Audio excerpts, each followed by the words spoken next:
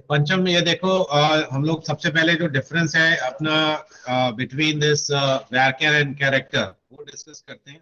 ठीक है, that what is the difference between varchar and char, right. तो क्या डिफरेंस है दोनों में वो हम लोग सबसे पहले यहाँ पे डिस्कस कर लेते हैं। अब देखो जो इसमें हमारा जो करेक्टर डेटा टाइप है, so character data type is a fixed length data type. ठीक है, ये फिक्स लेंथ डेटा टाइप है। और जो varchar डेटा टाइप है हमारे पास is a variable length data type. ठीक है, अब मैं इन दोनों को डिफरेंस में समझाता हूं कि फिक्स लेंथ कैसे है और वेरिएबल लेंथ कैसे है। लेट्स इमेजिन मैंने लिखा name care of let's suppose 50। ठीक है, और सेम काम मैंने यहाँ पे वैरचर के केस में भी कर दिया और उसमें मैंने लिख दिया नेम वैरचर 50। तो मैंने एक अपना वेरिएबल ले लिया नेम के नाम से और उसमें मैंने जो लेंथ थी दोनों में इक्वल रखी है। ठीक है, अब व्हाट विल हैपन हियर। ठीक है, नाउ इफ आई स्टोर, अब इसमें मैंने राम स्टोर कर दिया। ठीक है, मैंने यहाँ पे क्या स्टोर कर दिया, नेम में राम स्टोर कर दिया। सो जब मैंने राम इसमें स्टोर किया तो मेरे जो टोटल बाइट्स है वो कितने यूज हुए, 3 बाइट्स यूज हुए। और जो रिमेनिंग 47 बाइट्स हैं वो मेरे यहाँ पे क्या हो जाएंगे, वेस्ट हो जाएंगे। अब वेस्ट क्यों होंगे, अब वेस्टेड है, क्यों वेस्टेड है उसका रीजन क्या है, बिकॉज जो करेक्टर डेटा टाइप है विल स्टोर और will use all the 50 bytes, वो सारे के सारे 50 बाइट्स को क्या करेगा, यूज कर लेगा। But on the other hand अगर मैं जो सेम यहां पे यूज करता हूं नेम वैरचर में, अगर मैं ये चीज लगाता हूं तो वहां पे जो मेरे 3 बाइट्स हैं वो क्या हो जाएंगे, 3 बाइट्स सिर्फ यूज होंगे और 47 बाइट्स जो है वो क्या हो जाएंगे, फ्री हो जाएंगे। अब फ्री होने का मतलब क्या है, यहाँ पे फ्री होने का मतलब है कि वो हमारे सिस्टम को वापस चले जाएंगे। दैट मीन्स जो सिस्टम ने यूज करे, राइट, जो सिस्टम ने यूज करे वो सिर्फ कितने बाइट्स यूज करे, यहाँ पे सिर्फ 3 बाइट्स यूज करे। तो जब कभी भी हमने ऐसी मतलब जगह पे वैरचर कब यूज करना है, जब हमारी जो मेमोरी है वो हमें पता है कि यार मेरी वेस्ट होगी और मैंने उस वेस्टेज को बचाना है, I want to save my memory. तो उस टाइम पे मैं वैरचर यूज करूंगा। और जहां पे मेरे को पता है कि यार मेरे टोटल बाइट्स इतने यूज होने ही होने हैं, वहां पे मैं क्या यूज करूंगा, करेक्टर। एग्जाम्पल लेते हैं। ठीक है, एग्जाम्पल क्या हो गई हमारे पास, लेट सपोज मोबाइल नंबर। ठीक है, अब मोबाइल नंबर जो है वो हमेशा कितने बाइट्स का होगा, वो हमेशा 10 बाइट्स का होगा। इसके अलावा अगर आप पैन कार्ड की एग्जाम्पल लेते हो तो पैन कार्ड जो है वो 8 का होता है। ठीक है, उसमें 8 बाइट्स हमेशा ही यूज होंगे। अगर मैं आधार कार्ड की बात करता हूं तो उसमें मेरे पास टोटल कितने हो गए, 16 बाइट्स उसमें हमेशा ही यूज होंगे। अब अगर मैंने कहीं पे एम्प्लॉय आईडी रख लिया, एम्प्लॉय आईडी रखा और मैं बोलता हूँ कि वो 4 बाइट का होगा, तो मैंने हमेशा क्या स्टोर करूंगा, ऐसे 4 बाइट्स हमेशा यूज करूंगा। तो ऐसी जगह पे हम लोग यूज करते हैं करेक्टर डेटा टाइप। अब हम लोग वैरचर कहाँ पे यूज करेंगे, इसकी एग्जांपल ले लेते हैं। अब जैसे मैंने किसी का नाम स्टोर करना है, कंपनी नेम स्टोर करना है, ठीक है, मैंने किसी का ईमेल एड्रेस स्टोर करना है, मैंने किसी का एड्रेस स्टोर करना है। अब ये देखो ये सारे के सारे कॉलम्स जो मैंने यहाँ लिखे हैं, these columns can very the data, मतलब इसमें जो डेटा स्टोर होगा वो वेरी करेगा लेंथ में। ठीक है, किसी का नाम 3 कैरेक्टर्स का हो सकता है, किसी का 4 का हो सकता है, किसी का बहुत ज्यादा बड़ा हो सकता है। तो यहाँ पे मेमोरी वेस्टेज कम होगी। तो अगर हम लोग कैरेक्टर यूज करते हैं वहां मेमोरी वेस्टेज ज्यादा होती है, और अगर हम लोग वैरचर यूज करते हैं तो वहां मेमोरी वेस्टेज हमारी बच जाती है। और आपको जो बोर्ड एग्जाम में आपके वाइवा में जब क्वेश्चन पूछा जाता है तो आपने पहली लाइन वहां पे ये बोलनी है कि character data type is a fixed length data type and var का data type is a variable length data type. और उसके बाद ऐसी एक एग्जांपल देके उनको समझा दो तो एग्जामिनर को समझ में आएगा कि यहाँ से आपको डिफरेंस आता है इन दोनों का। ठीक है, तो ये था difference between the var and the character data type. ये मैं क्लास में पोस्ट कर दूंगा आपके। अब चलते हैं नेक्स्ट पे, बड़ा बहुत ही इंपॉर्टेंट चीज है हमारे लिए वो, that is your this functions in SQL. Right, functions हम लोग तब यूज करते हैं जब हमें रिक्वायर्ड डेटा चाहिए होता है इन क्विकेस्ट पॉसिबल टाइम, तो हम लोग यूज करेंगे फॉर दैट फंक्शंस। अब फंक्शंस हमारे यहाँ पे दो तरह की हैं, एक है सिंगल रो फंक्शन और एक होता है मल्टी रो फंक्शन। तो ये देखो, वर्क्स ऑन अ सिंगल और multiple rows, right, of a table. और यहाँ पे हमारे पास दो तरह के फंक्शन है, one is single row function and one is multiple row functions. तो दोनों में डिफरेंस देखेंगे कि क्या है हमारे पास। अब इन दोनों में डिफरेंस क्या है वो जरा हम लोग पहले मैं आपको बता दूं कि सिंगल रो फंक्शन में क्या होता है, आउटपुट, जो आउटपुट आनी है आपकी, ठीक है, वो हमेशा एक ही आएगी, सिंगल आउटपुट आएगी। ठीक है, आउटपुट हमेशा क्या आएगी, सिंगल आउटपुट आएगी। और अगर मैं मल्टी रो फंक्शंस की बात करता हूं तो वहां पे मल्टीपल जो आउटपुट्स हैं वो आ सकती हैं। अब एग्जांपल के तौर पे हम इनकी, आपको जो पेपर में क्वेश्चन आएगा वो पता क्या आ सकता है कि नाम लिखा होगा, पूछ लेगा सिंगल रो फंक्शन है कि नहीं है। तो सिंगल रो फंक्शंस में तीन तरह की कैटेगरीज हैं। पहली कैटेगरी है न्यूमेरिक फंक्शंस, दूसरी है स्ट्रिंग फंक्शंस और तीसरी है डेट फंक्शंस। तो एक एक करके तीनों को स्टडी करेंगे। सबसे पहले न्यूमेरिक फंक्शन है पावर, राउंड एंड मॉड, मतलब मॉडुलस। राइट, राउंड फंक्शन है, पावर फंक्शन है, तो इनको हम एक एक करके यूज करके देख सकते हैं। तो आप यहाँ पे एग्जांपल देखो, लिखा हुआ है सिलेक्ट पावर 2, 3। दैट मींस यहाँ पे 2, इसको अगर मैथमेटिक्स में लिखना हो तो कैसे लिखूंगा मैं, it is 2 raised to power 3। That means 2 multiplied by 2 multiplied by 2। तो ये हमारा जो ये वाला जो कमांड है वो इस चीज को रिप्रेजेंट करता है, पावर फंक्शन। अब इसी को अगर मैंने चलाना हो इन माय एसक्यूएल तो मैं वो भी चला के दिखाता हूँ आपको।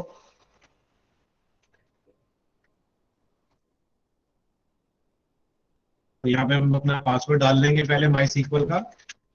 उसके बाद हम माई सीक्वल में जाके ये पहले हम अपना डेटाबेस यूज करते हैं, यूज माई डीबी। उसके बाद हम अपनी कमांड लिखेंगे, तो हमने लिखनी है सिलेक्ट पावर फंक्शन है, तो सिलेक्ट पावर। अब यही जो बुक में लिखा है पहले वो चला लेते हैं, 2, 3 और सेमीकोलन, देखो आ गया रिजल्ट 8। दैट मींस 2 की पावर 3। अब अगर मैं इसी कमांड को ऐसे लिखूं, लेट्स सपोज सिलेक्ट पावर, और यहाँ पे मैं लिख देता हूँ 4, 2, तो ये हो गया 4 की पावर 2। दैट मींस 4 into 4, 4 का मल्टीप्लीकेशन बाय 2 आ जाएगा। तो पावर फंक्शन जो मैथ्स का होता है सॉल्यूशन यहाँ पे बड़ा इजीली मिल जाता है।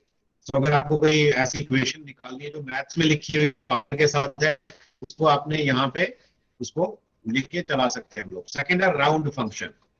राइट, अब राउंड फंक्शन जो है वो क्या करता है, राउंड ऑफ करता है। तो इसको भी चला के देख लेते हैं पहले, सिलेक्ट राउंड। अब लेट्स सपोज हमने लिख दिया 1, 2, 3 डॉट 4, 5, 6 कॉमा 2, और फिर हमने इसको रन किया। अब ये बेसिक राउंड ऑफ प्रिंसिपल जो मैथमेटिक्स का था वही यूज करेगा कि अगर 5 से ग्रेटर है या 5 है तो 1 ऐड हो जाएगा, अगर नहीं है तो क्या होगा, सेम वैल्यू रह जाएगी। तो अगर आप देखो मैंने राउंड ऑफ किया 2 पे, 2 का मतलब क्या हो गया 4, 5। 5 के बाद वाला सारा डिलीट कर दो और 5 पे इसको राउंड ऑफ कर दो। अब क्योंकि वो 5 था, 4, 5, क्योंकि वो 5 था तो वो क्या करेगा, एक वहां पे कैरी फॉरवर्ड करके उसको रिजल्ट को दे देगा। अगर मैं इसको यहाँ पे आपको सॉल्व करके दिखाऊं तो कुछ ऐसा कि मैंने लिखा राउंड, तो मैंने लिखा था राउंड और मैंने ब्रैकेट में डाल दिया था 1, 2, 3 डॉट 4, 5, 6 और फिर हमने लिखा था कॉमा 2 और ब्रैकेट लगाई थी। अब 2 का मतलब है कि ये जो हमारा डेसिमल है इसके दो प्लेसेस, मतलब ये वाली वैल्यू को पकड़ो और यहाँ पे राउंड ऑफ कर दो। अब क्योंकि ये वैल्यू 5 है और 5 से ग्रेटर या 5 हो तो क्या होता है, ये वाले का एक वैल्यू यहाँ ऐड हो जाती है, तो ये बन जाएगा 46। तो राउंड ऑफ होने के बाद ये हो गई 46 हमारे पास। अगर ये वैल्यू कुछ ऐसी होती, डॉट 40 4 होता और फिर आगे भी 4 ही लिखा होता, तो फिर रिजल्ट आता 44। फिर ये एक ऐड नहीं होगा बिकॉज प्रिंसिपल कहता है कि 5 या 5 से ग्रेटर होना चाहिए तभी एक ऐड होगा, अदरवाइज ऐड नहीं हो सकता। तो ये राउंड ऑफ हमारे पास जो फंक्शन है राउंड ऑफ, वो इस तरीके से काम करता है। लास्ट फंक्शन है रिमाइंडर। मॉडुलस मींस रिमाइंडर ढूंढने के लिए रिमाइंडर क्या होगा हमारा, तो उसके लिए भी हम एग्जीक्यूशन करके देखते हैं पहले यहाँ पे। तो विल राइट सिलेक्ट मॉड 5 2। अब अगर हम 5 को 2 से डिवाइड करते हैं तो रिमाइंडर हमारा कितना आएगा, what will be the reminder? Yes Pancham, if I divide 5 divided by 2, okay great, so it is 1। तो देखो यहाँ पे भी हमारे पास 1 आ गया। तो ये हमें मॉडुलस ऑपरेटर है जो कि हमें ये बताता है कि रिमाइंडर क्या आएगा हमारा। ठीक है, और रिमाइंडर आपको पता है सिर्फ ऑड नंबर्स के केसेस में ही आता है, इवन नंबर के केसेस में अगर हम लोग उसको किसी दूसरे नंबर से डिवाइड करते हैं तो वो नहीं आता। तो इस तरह से हम लोग इसको चेक कर सकते हैं रिमाइंडर को भी। तो similar type of examples are here. जैसे देखो यहाँ पे उसने बोला कि 12% ऑफ प्राइस, उसको क्या करना। यस पंचम। सर सेकंड वाला फंक्शन थोड़ा सा एक्सप्लेन करना। अगर जैसे है 5 4 6 और हमने फर्स्ट पे राउंड ऑफ करना, मतलब अभी अभी पहले यहाँ लिखते हैं, पहले लिखा हमने डॉट के बाद क्या लिखूं मैं, 5 4 6 4 एंड 6 और राउंड ऑफ कॉमा कितने पे 1। करना है? कॉमा 1 पे। तो 1 का मतलब हो गया ये, ठीक है, यहाँ पे वो राउंड ऑफ होगा। Yes sir. जब ये यहाँ पे राउंड ऑफ करेगा तो वो क्या देखेगा, वो इमीडिएट नंबर चेक करेगा ये वाला, बट उसके बाद ये वाले पे आ जाएगा पहले वो। अब यहाँ से जब इसको राउंड ऑफ करना शुरू करेगा लास्ट वाले से, तो पहले इस पे जाएगा, फिर ये 5 हो गया, 5 से यहाँ पे कितना हो जाएगा, फिर से ये 6 हो गया यहाँ पे। हम इसको चला के देख लेते हैं, मेरे हिसाब से ये 1.6 होना चाहिए इसका आंसर, बट फिर भी विल रन इट। यहाँ पे हम वैल्यू चेंज कर देते हैं, 5 4 6 बोला आपने और वैल्यू हो गई 1, ऐसी है। Yes sir. ठीक है, अब इसको रन करते हैं, देखते हैं आउटपुट क्या आती है। देखो आउटपुट में क्या आया, 5। उसने इसको 6 नहीं किया। देखो हम लोग ये अज्यूम कर रहे थे कि उसको वो 6 करेगा, क्योंकि वो आखिरी डिजिट से इधर को जब आएगा तो एक एक उसमें कैरी फॉरवर्ड करता हुआ आएगा। लेकिन नहीं, जब वो राउंड ऑफ करता है तो वो हमेशा किसको देखेगा, इमीडिएट जो नेक्स्ट डिजिट है वो क्या है, क्या वो 5 से बड़ा है। अगर है तो ही 1 ऐड होगा, अदरवाइज 1 ऐड नहीं होगा। ठीक ओके है, सर। तो इमीडिएट जो फर्स्ट डिजिट होता है ना, जहां पे राउंड ऑफ करना है, उसके बाद वाले डिजिट को ही कंसिडर किया जाता है, दूसरे को कंसिडर नहीं करते हम लोग। अब ये देखो उसने ओके सर। इसमें, अब यहाँ पे देखो उसने सिंपल फॉर्मूला लगाया हुआ है राउंड ऑफ का ऑन द प्राइस। मैं आपको इसको लेके चलता हूँ सिंपल वहां पे, कि हम लोग पहले डेटा चेक कर लेते हैं। देखो सिलेक्ट स्टार फ्रॉम इन्वेंट्री। अब यहाँ पे देखो सारे के सारे ऑलरेडी जो डेटा है हमारा वो ऑलरेडी राउंड ऑफ हुआ पड़ा है, देख रहे हो, ऑलरेडी प्राइस पे सारा कुछ क्या है, राउंड ऑफ हुआ पड़ा है। अब मैं अगर ये सिंपल सी बात बोलूँ यार कि इसको मेरे को राउंड ऑफ और करना है अभी, ठीक है, तो मैं इसको माइनस वैल्यू में भी राउंड ऑफ कर सकता हूँ। ठीक है, मैं माइनस में भी राउंड ऑफ कर सकता हूँ इसको। देखो कैसे, तो मैंने लिखा सिलेक्ट राउंड, ब्रैकेट में डाला प्राइस, क्योंकि हमारे कॉलम का नाम प्राइस है, कॉमा -3 पे लिख देते हैं इसको, -4 कर देते हैं, और फिर फ्रॉम इन्वेंट्री लिखते हैं। देखते हैं कि आंसर क्या आता है हमारे पास। तो चेक करो जरा, राउंड ऑफ हो गया -4 पे। -4 का मतलब क्या निकला कि डेसिमल से किधर को जाना है, डेसिमल से लेफ्ट साइड को मूव करना है। अगर पॉजिटिव वैल्यू है तो डेसिमल से किधर को मूव करना है, राइट साइड को, और अगर नेगेटिव वैल्यू है तो डेसिमल से किधर को मूव करना है, टुवर्ड्स माय लेफ्ट साइड। तो देखो जरा 4, तो डेसिमल से लेफ्ट साइड को मूव करते हुए जाओ, देखो 4 डिजिट का बनते हैं। यहाँ देखो इस केस में चेक करो, इस वाले में, ठीक है, 1 2 3 4, तो यहाँ पे 5 है। अब जैसे ये 5 हटेगा तो इधर क्या हो जाएगा, एक ऐड हो जाएगा, तो ये 36 हो गया। चेक करो, ये 36 आ गया, देखो 3 लाख यस सर। आ गया। ठीक है ना, तो उसने राउंड ऑफ किधर को किया, डॉट से लेफ्ट साइड को वो राउंड ऑफ कर रहा है। और अगर पॉजिटिव वैल्यू होता, अगर मैं यहाँ पे प्लस सिर्फ 4 लिखा होता, तो फिर वो किधर को जाता, डेसिमल से राइट साइड को उसने क्या करना था, राउंड ऑफ करना था। तो ये देखो यहाँ पे ये इसने एक एग्जांपल दी हुई है, उसको भी इसने राउंड ऑफ करके दिखाया हुआ है हमारे को। ठीक है, तो ये हो गए न्यूमेरिक फंक्शंस। पहले थे हमारे पास न्यूमेरिक फंक्शंस, अब सेकंड फंक्शंस हमारे पास जो आते हैं वो है स्ट्रिंग फंक्शंस। कौन से हैं? String functions. स्ट्रिंग फंक्शन में जो अल्फाबेट्स के ऊपर चलते हैं। ठीक है, अब इसमें जो कुछ एक फंक्शन है जो हम लोग चला के देखेंगे आज, राइट। जैसे कि सबसे पहला फंक्शन है you case, means upper case या फिर अपर। तो देखो ये इसको चला के देखते हैं। मैंने लिखा लेट सपोज सिलेक्ट, और मैंने सिंपल यहाँ पे अगर मैं लिखता हूं देखो यू केस, और ब्रैकेट में मैंने स्मॉल लेटर्स में अपना नाम लिख दिया, तो देखो उसने ऑटोमेटिकली इसको किस में कन्वर्ट कर दिया, कैपिटल लेटर में कन्वर्ट कर दिया। This is you case. अगर मैं यहाँ पे लिख दूं अपर, और उसमें भी सेम मैं ऐसे ही स्मॉल लेटर में लिख दूं सारा, ठीक है, और फिर उसको जब एग्जीक्यूट करूंगा तो वो सारा अपर केस में लिख देगा, तो ये हो गया अपर। ऐसे ही मेरे पास एक फंक्शन है जिसको हम बोलते हैं लोअर या एल केस। ठीक है, उसमें उल्टा हो जाएगा। इसमें देखो मैंने कैपिटल लेटर में लिखा, उसने लोअर केस में उसको प्रिंट कर दिया। ठीक है, ऐसे ही एक फंक्शन होता है हमारे पास लेफ्ट फंक्शन। आप जरा ध्यान से देखना इसको कैसे ही लिखते हैं हम लोग। मैंने लिखा लेफ्ट, और पहले मैंने अपना नाम लिखा, ठीक है, और फिर मैंने उसको बताया लेफ्ट टू। अब लेफ्ट टू लिखने का मतलब क्या हुआ कि लेफ्ट साइड से जो भी नाम आपने लिखा उसके लेफ्ट साइड से दो कैरेक्टर्स को स्क्रीन पे प्रिंट करो। तो लेफ्ट, जितेंद्र के लेफ्ट में क्या था, जे ए, टू कैरेक्टर्स हो गए, वो उसने स्क्रीन पे प्रिंट कर दिए। अगर मैं लिखूं यहाँ पे राइट, राइट, मैं लिखता हूँ राइट, और सेम वही चीज पहले वाली दोबारा से हम लिखते हैं, और इसका टू लिख देते हैं फिर से, वो राइट साइड से क्या करेगा, दो कैरेक्टर्स को प्रिंट कर देगा, that is from the right side, E R आ गया। तो इस तरह से अगर आपने डेटा को एक्सट्रैक्ट करना है फ्रॉम लेफ्ट और राइट, तो आप फंक्शन यूज कर सकते हैं लेफ्ट एंड राइट। तो ये देखो ये फंक्शन है लेफ्ट, ये हमारा लेफ्ट फंक्शन है, this is your right function. ठीक है, फिर आता है फंक्शन हमारे पास लेंथ फंक्शन। लेंथ फंक्शन ये बताता है कि आपका जो डेटा आपने भेजा है उसकी लेंथ कितनी है। ठीक है, तो हम लोग यहाँ पे लेंथ के लिए उसको लिख देते हैं और देखते हैं कि आउटपुट क्या आती है। तो लेंथ में देखो उसने आ गया 8। अगर मैं इसमें ऐसे लिखूंगा तो क्या होगा, अब आप बताना कि इसका आंसर क्या होगा।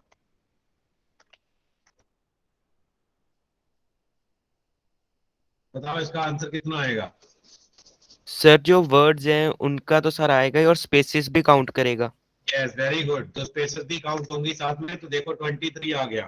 तो दो स्पेसेस हैं इसके अंदर, बाकी सारे अल्फाबेट्स हैं। तो 23 हमारे पास टोटल जो लेंथ आ गई इस नाम की आ गई, that is the length variable. ठीक है, अभी फिलहाल मैं ये वाला स्किप करूंगा, I will not cover this part because ये थोड़ा सा टीडियस है, थोड़ा सा टिपिकल है, इसलिए हम इसको अभी कवर नहीं करेंगे। इसके बाद आते हैं इन स्ट्रिंग पे।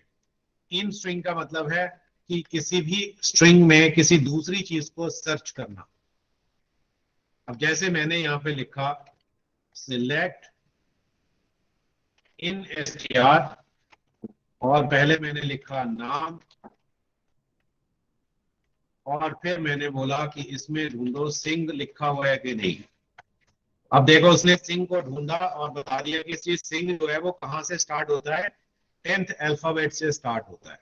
चेक करो 10th पे ही है, क्योंकि जतिंदर की लेंथ थी 8, बाद में आ गई स्पेस, दैट इज 9, और उसके बाद जो एस लिखा हमारा आ गया वो क्या हो गया, 10th अल्फाबेट है हमारा। तो 10th उसकी पोजीशन बता दी उसने कि 10th से स्टार्ट हो रहा है, सिर्फ स्टार्टिंग बताएगा, starting value will be there कि यहाँ स्टार्ट यहाँ से हो रहा है ये। अब अगर मैं इसी को थोड़ा सा चेंज कर दूं और मैं यहाँ पे इसको लिख देता हूँ, लेट सपोज रंधावा लिख देते हैं अब यहाँ पे। अब देखो क्या हुआ, 16 पे आ गया, दैट मीन 10 पे था एस, फिर आई एन जी एच आ गया हमारे पास, उसके बाद आगे स्पेस आ गई, और फिर आगे 16 से वो स्टार्ट हो गया। तो इस तरह से ये इन एसटीआर क्या करता है, किसी स्ट्रिंग को ढूंढेगा दूसरी स्ट्रिंग के अंदर। अच्छा, अभी अगर मैं यहाँ पे ये लिख दूं, पूरा नहीं लिखा, पूरा वर्ड नहीं लिखा, फिर भी ढूंढेगा वो। ऐसा नहीं कि पूरा वर्ड ही सर्च करेगा, कोई एक अल्फाबेट भी ढूंढ सकता है। अच्छा, मैंने आर ढूंढा, देखो अब जरा, अब कितना आया आर के केस में, जो फर्स्ट आ रहेगा रेफरेंस आई, जितेंद्र बिल्कुल में जो वेरी है। गुड, तो जो भी फर्स्ट अकरेंस आएगी उसकी, उसको सिर्फ वो प्रिंट करेगा, सेकंड अकरेंस को प्रिंट नहीं करेगा। ओनली फर्स्ट अकरेंस जो उसको मिली उसका ही लेंथ बताएगा, उसका पोजीशन बताएगा कि उसकी कौन सी पोजीशन है उस टाइम पे। सर अगर वो एलिमेंट मिले ही ना जो हमने सर्च किया, तो वो ओके, वेरी एरर शो करेगा गुड क्या? Good good question. ये लो, ये देखो हमने यहाँ पे Z लिखा, मैंने बोला जी Z ढूंढो इस नाम में है कि नहीं, तो वो देखो क्या दिखा रहा है, it says 0, that means he has not found that particular character here. तो उसको ये वाला जो कैरेक्टर है वो नहीं मिला इसके अंदर। तो इस तरह से ये जो हमारे पास इन str फंक्शन था काम करता है। Now next function which we are going to study is about spaces. That is this function called trim. देखो इसमें भी तीन तरह के ट्रिम है, एल ट्रिम है, आर ट्रिम है और ट्रिम है।